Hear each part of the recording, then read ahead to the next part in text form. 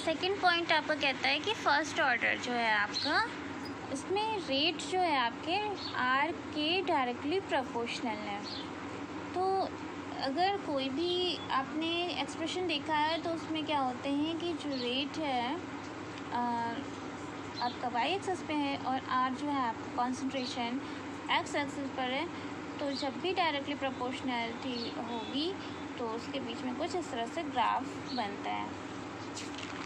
Now second order में क्या होता है कि रेट आपका सेम वाई एक्सिस पे है, वहीं आर अगर सेकेंड ऑर्डर है तो कॉन्सेंट्रेशन डबल हो गई है और ग्राफ सिमिलरली उसी पैटर्न में फॉलो हो रहा है। वहीं थर्ड ऑर्डर में भी इसी तरह से फॉलो हो रहा है। अब आइए हाफ लाइफ पीरियड के बारे में हम बात करते हैं। हाफ लाइफ पीरियड क्या होता है? जब कॉन्सेंट्रेशन किसी भी रिएक्टेंट का हाफ बचता है तो उस समय को हम हाफ लाइफ पीरियड कहते हैं या हाफ टाइम इंटरवल कहते हैं। तो इसके लिए हमें डेफिनेशन दी गई है कि half life period is defined as time when concentration of reactants is reduced to half and is denoted as T half। तो आइए T half डिफरेंट ऑर्डर के रिएक्शंस के लिए हम लोग निकालते हैं। फॉर फर्स्ट ऑर्डर रिएक्शन, अगर आप फर्स्ट ऑर्डर रिएक्शन के लिए निकालोगे तो कैसे निकालोगे? फर्स्ट ऑर्डर एक्सप्रेशन अगर आपने इंटीग्रेटेड रेट लॉ देखा है तो कुछ इस तरह से निकाला था, KT equals to 2.303 log A naught upon A। वहीं आपको अब T हाफ निकालना है फर्स्ट ऑर्डर के लिए। तो आपने क्या किया है कि टाइम T को T हाफ ले लिया है और T हाफ पर जो आपका कॉन्सेंट्रेशन है A वो हाफ हो गया है और उसको हमने अब डिनोट किया है A नॉट बाई 2 से। दस KT half equals to 2.303 log of A naught by A naught by 2।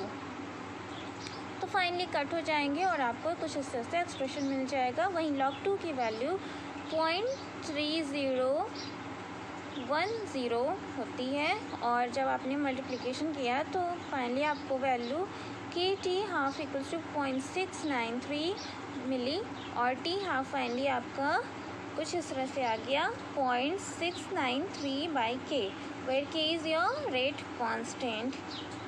और इस तरह से आपने देखा कि जो आपका रेट कांस्टेंट है वो रिएक्टेंट के कॉन्सेंट्रेशन ऑफ रिएक्टेंट के इंडिपेंडेंट है और इसकी यूनिट क्या होगी? सेकंड में ली जाएगी। अब आइए ज़ीरो ऑर्डर रिएक्शन के लिए हम लोग T हाफ निकालते हैं।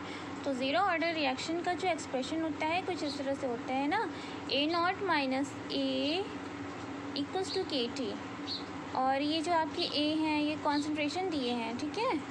तो T हाफ A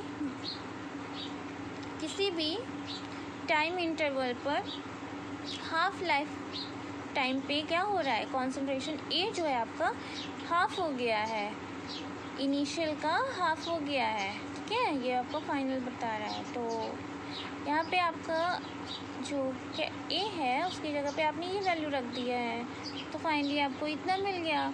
अब यहाँ पे A नॉट बराबर इसके upon 2K equals to T half के बराबर आ गया है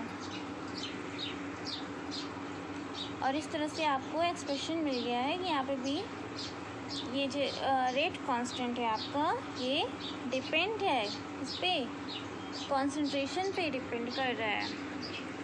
वहीं सेकेंड ऑर्डर रिएक्शन में अगर आपने देखा तो T हाफ आपको निकालना है और यहाँ पे आपने कुछ इस तरह से निकाला। फर्स्ट ऑफ ऑल इसका एक्सप्रेशन कुछ इस तरह से होगा 1/A, this is your A, this is your A, concentration of A minus 1 upon concentration of A naught equals to KT। T half life time पे जो फाइनल कॉन्सेंट्रेशन आपको बनने का वो कितना बनेगा, हाफ ऑफ इनिशियल कॉन्सेंट्रेशन। ठीक है, और आपने ये फाइनली किया तो आपको कुछ इस तरह से मिल गया। ये इसकी प्लेस पे आपने ये वैल्यू रखा है तो 2/a0 मिला -1/a0 इक्वल्स टू के टी हाफ, और फाइनली आपको मिला 1/a0 इक्वल्स टू के टी हाफ। और इस तरह से आपने 1/a0 के बराबर टी हाफ निकाला, और ये आपका एक्सप्रेशन है half life time for second order reaction. Dear students of class 12th, today we are discussing about the left topics. First of all, we should have to discuss about the difference between average rate of reaction and instantaneous rate of reaction. What is the main difference between them? तो इसके लिए आइए हम देखते हैं क्या है important. इसमें इम्पॉर्टेंट ये है कि जो एवरेज रेट के रिएक्शन होते हैं वो लॉन्ग टाइम इंटरवल के लिए यूज़ होते हैं, वहीं जो इंस्टेंटेनियस रेट में जो जो भी यूज़ हो रहे हैं कॉन्सेंट्रेशंस वो यूज़ होते हैं डिफरेंशियल फॉर्म में, और उनका जो कैलकुलेशन है वो शॉर्ट टाइम के लिए होता है। मीन्स कि किसी शॉर्ट इंटरवल पे एक पर्टिकुलर टाइम पे इंस्टेंट रेट पे हम जो भी इंस्टेंट टाइम पे रेट निकालते हैं उसे इंस्टेंटेनियस रेट कहते हैं। तो आइए डेफिनेशन पढ़ते हैं। It is calculated for a long time interval and defined as amount of change in concentration पर यूनिट टाइम टेकन। और इसका जो एक्सप्रेशन है कुछ इस तरह से लिखा जाता है, this is your delta concentration of A per unit time delta T equals to R, where R is the rate. where अगर आप instantaneous rate में देखोगे तो instantaneous rate is the rate calculated at any instant during the reaction. It is defined as the differential of concentration with respect to time, और इसे express करते हैं dA/dt, where A is your concentration of reactant equals to R. R is your rate.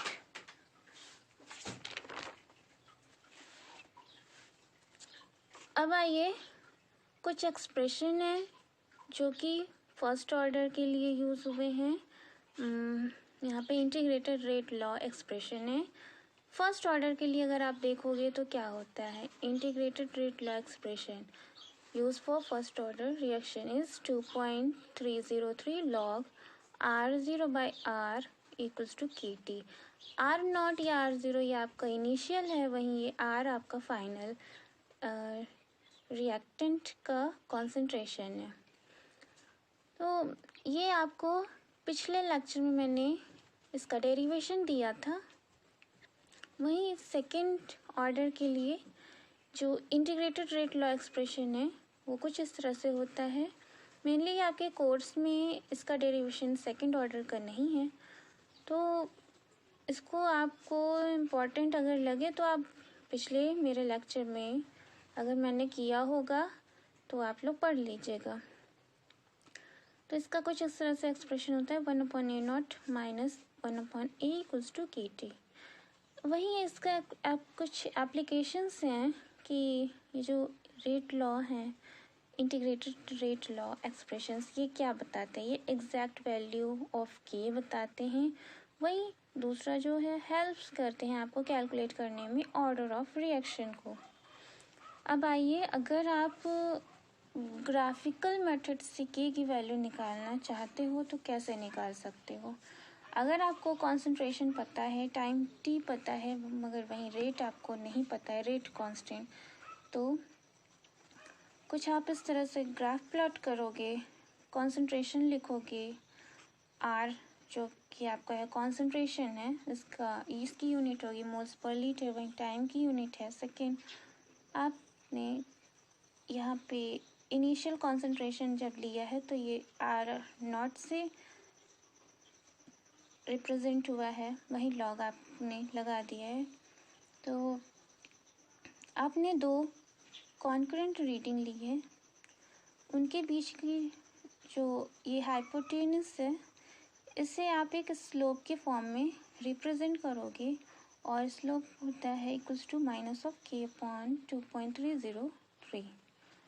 वहीं आपका k calculate हो जाएगा। Now concentration of reactant keeps on decreasing with time.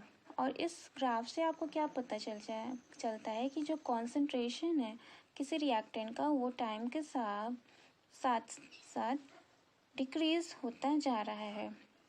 वहीं R0 जो है आपका इनिशियल कॉन्सेंट्रेशन है और इस तरह से आपने स्लोप निकाल लिया। जब आपने स्लोप निकाल लिया तो आपको फाइनली k की वैल्यू पता चल गई है।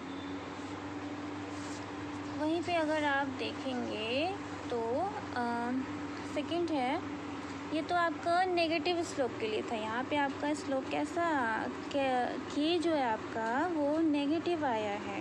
ये आपका यहाँ पे क्या आएगा, पॉजिटिव आएगा। पॉजिटिव के लिए आपको कुछ इस तरफ से कॉन्सेंट्रेशन आपने लिया है log R0 upon R and this is your y axis, this is your x axis. x axis पर आपने टाइम लिया है और वहीं आपने 2 रीडिंग्स ली हैं। 2 रीडिंग्स में इन दोनों ये जो हाइपोटेनियस है ये आपको एक स्लोप देगा और यहाँ पे आपने सेम पैटर्न पे आपको, अगर आपने इस तरह बना लिया है तो आपको ये स्लोप बता देगा और इस तरह से आपकी k की वैल्यू फाइनली फाइंड आउट हो जाएगी।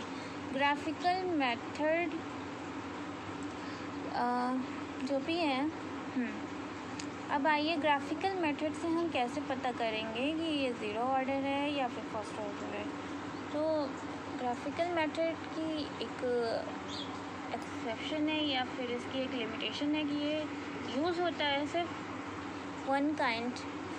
फर्स्ट काइंड ऑफ रिएक्टेंट्स के लिए यूज़ होता है। मोर देन 1 काइंड अगर हो गए तो इनके लिए फेल कर जाता है। 0 ऑर्डर के लिए ग्राफिकल मेथड कुछ इस तरह से होगा कि रेट, फर्स्ट ऑफ ऑल क्या 0 ऑर्डर में क्या होता है, जो रेट होते हैं वो इंडिपेंडेंट होता है कॉन्सेंट्रेशन से। तो उसके लिए हम कुछ इस तरह से ग्राफ प्लॉट करेंगे। y एक्सिस पे आपका रेट हो जाएगा और x एक्सिस पर आपका r जो कि कॉन्सेंट्रेशन ऑफ रिएक्टेंट हो जाएगा। तो यहाँ पे आप देखोगे कि ये जो लाइन है प्लेन जा रही है, स्ट्रेट जा रही है। इसका मतलब है कि रेट जो है कॉन्सेंट्रेशन से इंडिपेंडेंट है, ये डिपेंड नहीं कर रहा। सेकंड में है फर्स्ट ऑर्डर रिएक्शन के लिए rate is directly proportional to r।